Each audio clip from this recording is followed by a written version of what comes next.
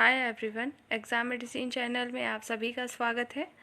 आज की इस वीडियो में हम बात करने वाले हैं महेश कुमार वर्णवाल की second chapter practice work book हम लोग कर रहे हैं, जिसका नाम है यांत्रिकी।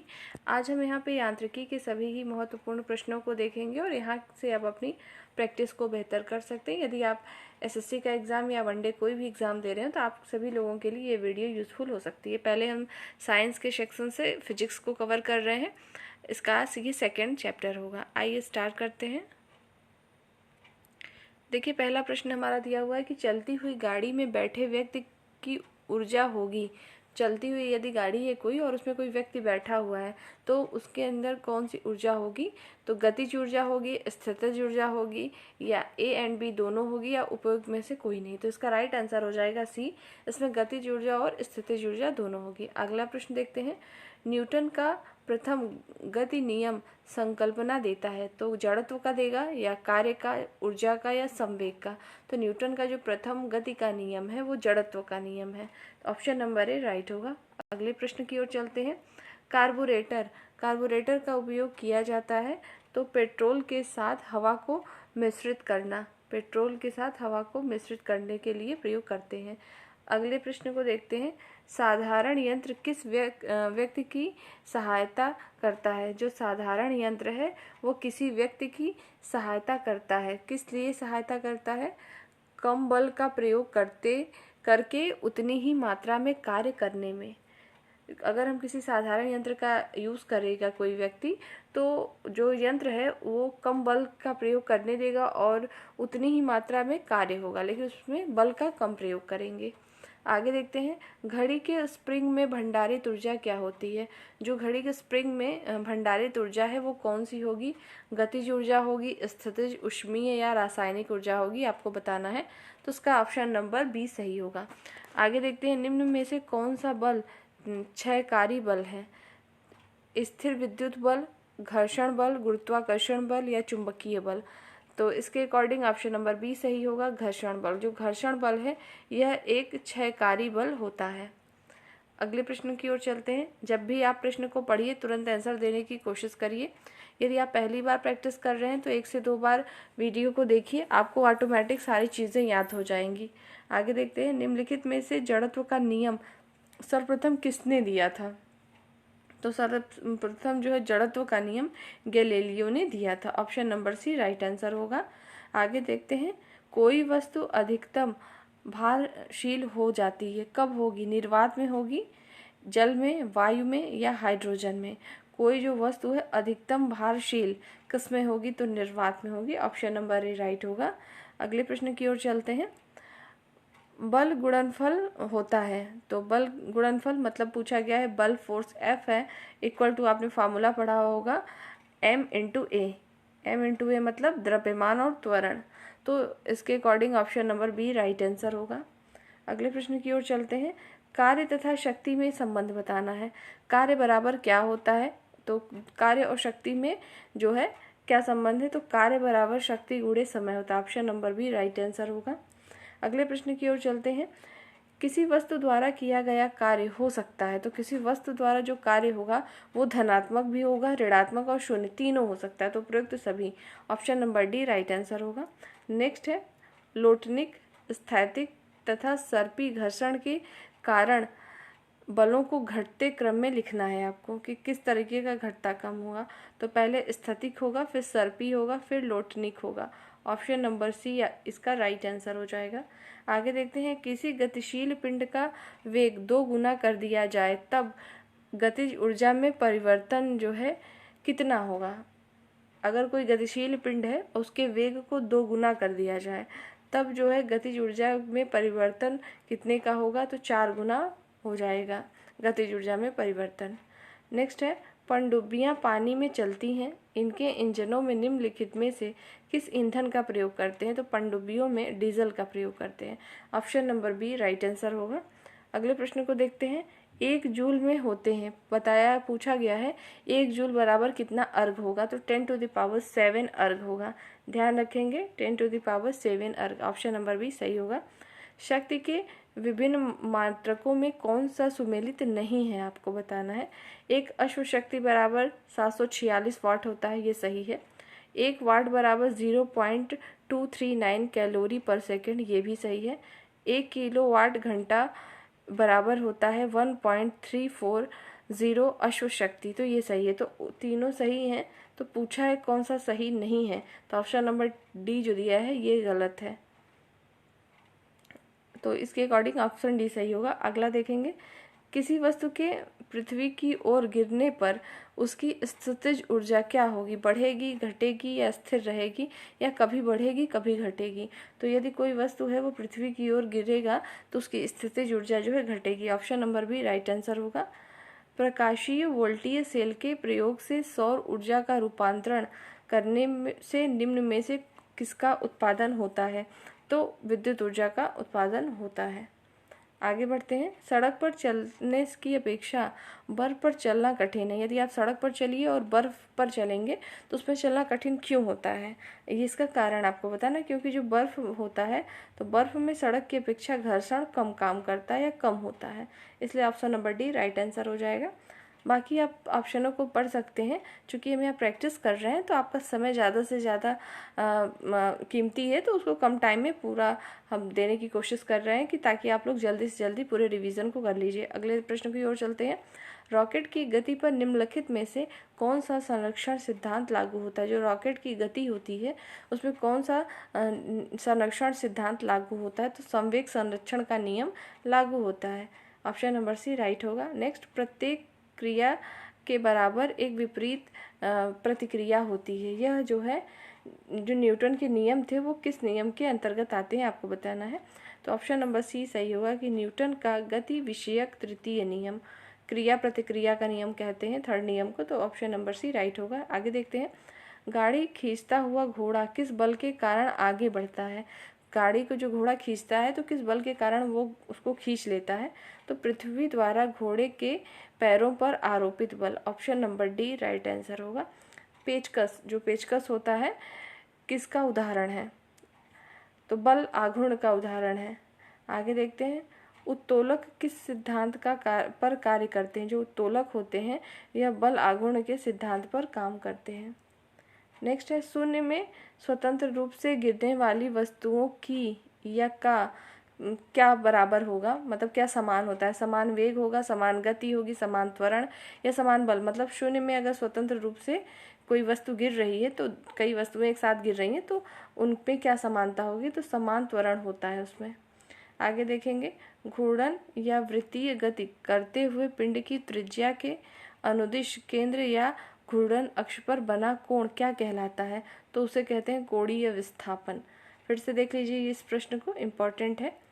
घूर्णन या वृत्तीय गति करते हुए पिंड की त्रिज्या के अनुदिश केंद्र या घूर्णन अक्ष पर कोण बनाता है, तो जो बनता है कोण उसे क्या कहेंगे, तो विस्थापन, कोणीय विस्थापन कहते हैं। Option number B right answer होगा। अगले प्रश्न को देखते हैं, घूर्णन करती हुई कुर्सी पर बैठकर यदि कोई व्यक्ति जो है अपनी भुजा फैलाता है तो उसकी घूर्णन गति घट जाती है, इसका क्या कारण है। यदि कोई जो है कुर्सी वो घूर्णन कर रही है, ठीक, घूर्णन मतलब घूम रही है, उस पर कोई व्यक्ति बैठा है और वो बैठे ही बैठे अपने हाथों को, भुजाओं को फैला लेगा तो उसकी घूर्णन गति क्या होगी, घट जाएगी। पहला प्रश्न तो यहीं से बनता है कि उसकी घूर्णन गति क्या होगी, घट जाती है। तो इसका कारण क्या है ये पूछा गया है। कोणीय संवेग संरक्षण के नियम से ये होता है। ऑप्शन नंबर सी राइट होगा। आगे देखते हैं, किसी बांध की दीवार नींव पर अधिक चौड़ी होती है, ऐसा क्यों होता है। आप लोग जब ट्रैवल करते हैं तो जो बांध बनाई रहती है, जो पुल होती है, आप देखेंगे नीचे किस देखेंगे जब उसकी जो नींव बेस होता है वो खूब चौड़ाई में होता है। जैसे जैसे ऊपर जाते हैं तो ये चीज़ें थोड़ी सी सकरी होती जाती है, पतली हो जाती हैं। तो यही पूछा है कि इसका क्या कारण है कि ऐसा बनाया जाता है। तो वह क्षैतिज समतल मतलब हॉरिजॉन्टल प्लेन में बढ़ने वाले दाब को सहन कर सकती है, इसलिए ऐसा बनाया जाता है। Option number B right answer होगा। नेक्स्ट है, पदार्थ के संवेग और वेग के अनुपात से कौन सी भौतिक राशि प्राप्त होती है। कल की सीरीज में भी ये प्रश्न आया था, अगर आपने देखा होगा तो आप इसका आंसर कर लेंगे। तो वो होता है द्रव्यमान, मतलब पदार्थ का संवेग और वेग के अनुपात से जो प्राप्त होगा भौतिक राशि वो होता है द्रव्यमान। ऑप्शन नंबर सी राइट होगा। अगले प्रश्न को देखते हैं। अगला प्रश्न आपका दिया हुआ है, सीमांत घर्षण निर्भर करता है। तो जो सीमांत घर्षण है किस पर निर्भर करेगा, तो तल की प्रकृति और अविलंब प्रतिक्रिया पर निर्भर करता है सीमांत घर्षण। नेक्स्ट है, एक समान गति के साथ एक वस्तु क्या करेगी आपको बताना है, तो त्वरित हो सकती है। एक समान गति के साथ एक वस्तु त्वरित हो सकती है, ऑप्शन नंबर बी सही होगा। नेक्स्ट, न्यूटन का प्रथम नियम किस राशि को परिभाषित करता है, तो बल को। न्यूटन का प्रथम नियम बल को जो है परिभाषित करता है, option number D right answer होगा। अगले प्रश्न की ओर चलते हैं। द्रव्यमान ऊर्जा संबंध किसका निष्कर्ष है, आपको बताना है, तो सापेक्षता का सामान्य सिद्धांत है, ऑप्शन नंबर ए राइट होगा। आगे देखते हैं, विद्युत मोटर में विद्युत ऊर्जा किस ऊर्जा में रूपांतरित होती है। जो विद्युत मोटर है उसमें जो विद्युत ऊर्जा है वो किस ऊर्जा में रूपांतरित हो जाता है, तो यांत्रिक ऊर्जा में वो रूपांतरित हो जाता है, ऑप्शन नंबर ए राइट होगा। चिमटा जो घरों में आप यूज़ करते हैं, चिमटा जो है किस प्रकार के उत्तोलक का उदाहरण है, प्रथम, द्वितीय, तृतीय या प्रथम एवं द्वितीय दोनों प्रकार के। तो इसका सही आंसर होगा सी, मतलब तृतीय प्रकार का उत्तोलक होता है चिमटा। अगला देखते हैं, निम्नलिखित में से किसने ग्रहों की चाल से संबंधित नियम दिया है, तो केपलर, आपने नाम सुना ही होगा, तो केपलर ने दिया है, तो ऑप्शन नंबर ए इसका राइट आंसर हो जाएगा।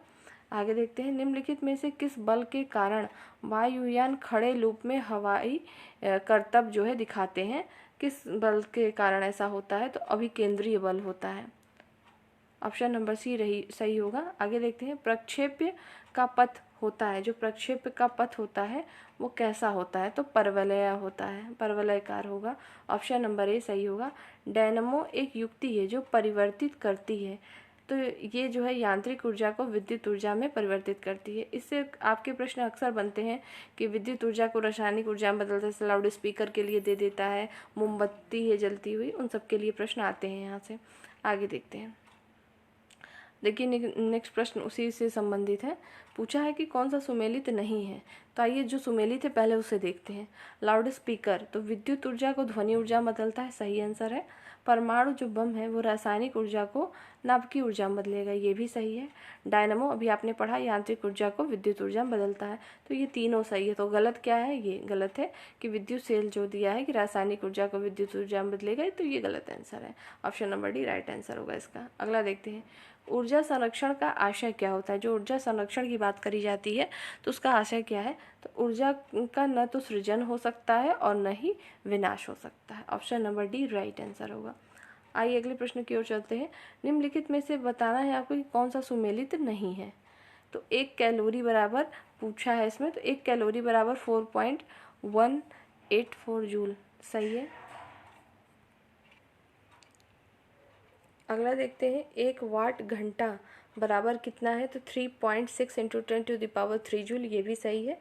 अगला है 1 किलो वाट घंटा बराबर होता है 3.6 × 10⁻6 जूल, तो ये सही है। तो ऑप्शन नंबर डी गलत है, इसका मतलब है डी सही होगा कि 1 अर्ग बराबर जो दिया है कि 10⁻⁻4 जूल, मतलब 10⁻⁻4 जूल नहीं होता है, ऑप्शन नंबर डी सही होगा। अगला देखते हैं, किसी तीर के एक सिरे को धनुष की तनी डोरी पर रखकर खींचने से उसमें संचित ऊर्जा क्या होती है, तो उसमें स्थितिज ऊर्जा होती है। जैसे कोई धनुष है, ठीक है, और ये जो सिरा है इसको तना हो और यहाँ पे ऐसे तीर रखा जाए, तो पूछा इसमें कौन सी ऊर्जा होगी, तो वो स्थितिज ऊर्जा होगी। आगे देखते हैं, किसी उपग्रह में किसी अंतरिक्ष यात्री द्वारा गिराया गया चम्मच क्या होगा, तो उपग्रह की गति का अनुसरण करता रहेगा। जिस तरह से उपग्रह मतलब घूमेगा उसी का अनुसरण करते हुए वो चम्मच भी घूमता रहेगा। अगले प्रश्न की ओर चलते हैं, बर्नौली सिद्धांत निम्नलिखित में से किस एक नियम पर आधारित है। बर्नौली प्रमेय पूछा गया है, तो ये जो है ऊर्जा संरक्षण पर आधारित होता है, तो option number D right answer होगा।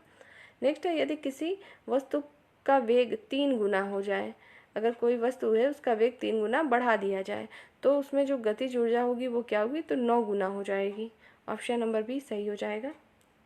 कभी कभी आप प्रश्नों को देखेंगे, आपके एग्जाम के ऊपर डिपेंड करता है, सेम टू सेम प्रश्न आपको देखने को मिलते हैं रिपीटेड।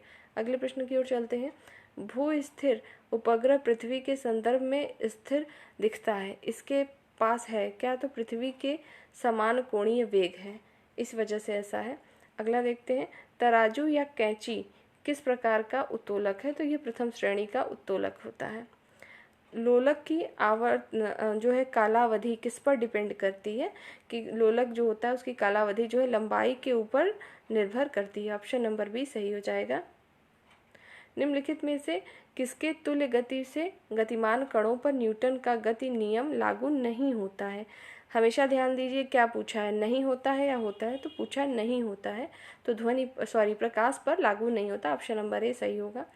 श्यानता की इकाई क्या होती है? श्यानता की यूनिट क्या होती है? तो पॉइज होती है। ऑप्शन नंबर ए सही हो जाएगा। अगले प्रश्न को देखते हैं, कार्य के अधिकतम मान के लिए कोण का मान कितना होना चाहिए? ऑप्शन नंबर ए सही होगा, 0 होना चाहिए। आपको ये प्रश्न पूछा गया था इलाहाबाद हाई कोर्ट, अगर आपने ग्रुप सी ग्रुप डी का एग्ज़ाम दिया हो तो उसमें ये प्रश्न आए हुए थे। आगे देखते हैं, अंतरिक्ष यात्री निर्वात में खींचे सीधे खड़े नहीं रह सकते हैं, ऐसा क्यों है? जो अंतरिक्ष यात्री हैं वो निर्वात में जो है सीधे खड़े नहीं हो सकते हैं। तो ऐसा इसलिए होता है क्योंकि वहाँ पे गुरुत्व नहीं है, तो गुरुत्व न होने के कारण ऐसा होता है। नेक्स्ट, पत्थर को ठोकर मारने से व्यक्ति को चोट लगने का कारण क्या? चाहे पत्थर हो चाहे कोई चीज़ हो, यदि आप उस पर ठोकर मारते हैं तो खुद को भी चोट लगता है, तो उसका कारण पूछा है, ये होता है प्रतिक्रिया के कारण। ऑप्शन नंबर ए सही हो जाएगा।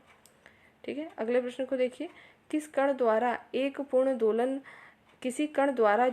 पूर्ण दोलन पूर्ण करने में लगा समय क्या कहलाता है? तो आवर्तकाल। आवर्तकाल की यहाँ से डेफिनेशन है कुल मिला के कि किसी कण द्वारा एक पूर्ण दोलन पूर्ण करने में लगा हुआ समय आवर्तकाल कहलाता है। आगे देखिए, एक वस्तु के जड़त्व की प्रत्यक्ष निर्भर करता है। एक वस्तु के जड़त्व की प्रत्यक्ष निर्भर करता है तो द्रव्यमान पर। ऑप्शन नंबर सी सही हो जाएगा। अगले प्रश्न को देखिए, त्वरण से संबंधित सूत्र बताना है। त्वरण का फॉर्मूला कुल मिला के पूछा है क्या है? तो A = v - u/t होता है। प्रारंभिक वेग माइनस अंतिम वेग बटे समय, ये होता है इसका फॉर्मूला A का। मतलब A किसे डिनोट करते हैं, किसको? तो त्वरण को। अगले को देखते हैं, रॉकेट किस सिद्धांत पर कार्य करता है? आपको बताना है। तो जो रॉकेट है न्यूटन के तृतीय नियम पर काम करेगा। ऑप्शन नंबर सी सही होगा।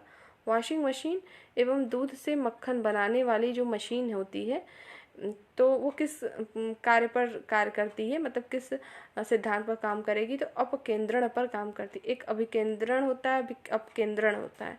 आपने ये देखा होगा, वॉशिंग मशीन और मक्खन बनाने वाला जो मशीन होता है किस पे काम करेगा? तो अपकेंद्रण पर काम करता है। अगला देखते हैं, प्रक्षेप्य पथ में कणों का वेग होगा।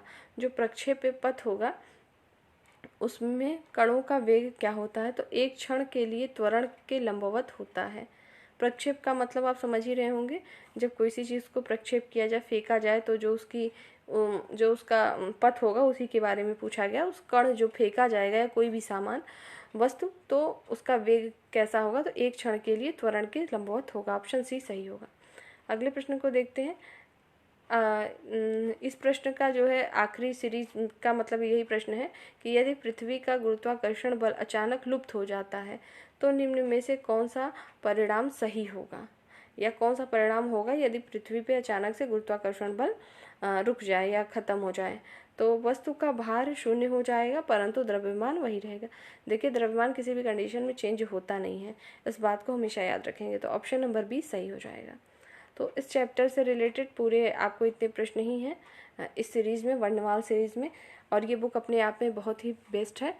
आप यहाँ से अपने रेगुलर जो है प्रैक्टिस को कर सकते हैं। इस वीडियो में इससे रिलेटेड सिर्फ इतना ही। नेक्स्ट सीरीज़ में हम फिर मिलेंगे, तब तक के लिए टेक केयर। जय हिंद।